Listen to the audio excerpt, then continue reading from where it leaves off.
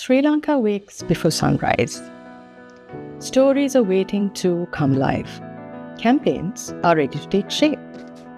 And leadership, it is the quiet light that creates space, lifts others, and sparks possibility.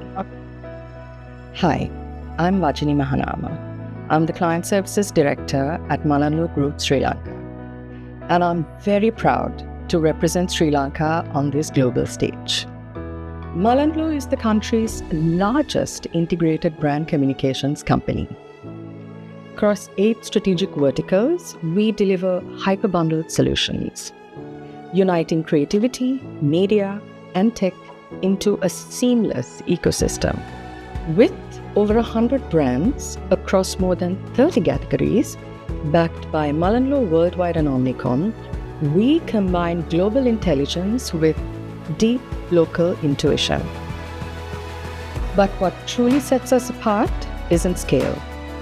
It's how we think, as one, building brands that grow with purpose. When I started my career 16 years ago, the industry demanded bolder creative ideas and also sharper commercial instinct. But when it came to women in leadership, it was quite rare.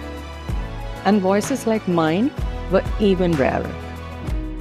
Today, I'm proud to say that I lead the second largest vertical of the MullenLowe Sri Lanka Group, which is Low Lintas, and I oversee over 40 brands which spans across different categories like agriculture, automotive, learning categories, and so on. From the 1990 Suez Area campaign raising national awareness about emergency response, to the EVA campaign, where we took menstrual health, a topic once hidden in brown paper bags, and turned it into an everyday talk. These weren't just ads, they were cultural dialogues that gave people a voice and a nation a lifeline. Because leadership to me begins with empathy. If you cannot care deeply, you cannot lead meaningfully. And this is something that we have all learned the hard way. Receiving the title of Outstanding Leadership in the Advertising category by Women Icon, powered by Times Women, is both humbling and deeply meaningful. This is actually more than an accolade, as it acknowledges not only performance of women globally, but also purpose. Thank you for seeing the work behind the title. In a time where leadership is evolving, clients expect agility, talent look for inspiration, and women are redefining what it means to lead. This recognition reminds me that resilience matters, empathy is strength, and purpose has impact. My journey has been shaped by mentors, by colleagues, clients, and challengers. From academia to boardrooms, from strategy decks to cultural movements, every chapter built this one. Hi, my name is Thailand Bartlett, better known as Barty to lots of my colleagues. I think I'm here today to speak a few words on Wajinie. But before I do that, I just want to go way back to 1970, long before I became a teenager. I came across a Reader's Digest magazine with an article about the 10 most stressful jobs in the world. The first job that was highlighted was an air traffic controller. The second most stressful job, I would have thought, is a surgeon. But to my amazement, what I saw was an advertising executive. That's when I got curious about advertising. Now, many years later, I'm in this industry and I live the stress that the Reader's Digest magazine speaks about and the challenges that come with it. It's no easy job. It's certainly not a job for the faint-hearted. In this context, I bring Wajinie into the picture. Wajinie joined us in 2017 as an account director. She came into this company and into this industry at a time when women were struggling to make a mark in the business. The challenges that surround a woman is a lot more than what a man endures in this business. And very few of Wajinie's peers hung around. But Wajinie stuck and was persistent in her career. She wanted to progress and prove the world wrong. Wajinie, from an account director, grew to a group account director, and now she's a client service director, handling one of our key business verticals, Lanka. Lanka is a very important vertical to me because it was the first business vertical that I started after MullenLowe, and it had to succeed. She was given the task, and with her small team, she's progressed immensely well to make the vertical successful, not only in terms of creative recognition, but also in terms of generating significant revenue for the company.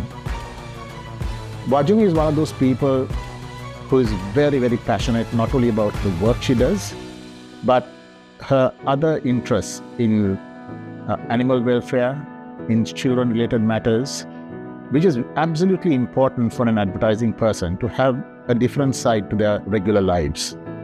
And Wajinie uses all of that knowledge and experience she gains in those interests of hers to bring that passion into the daily work she does at Lanka.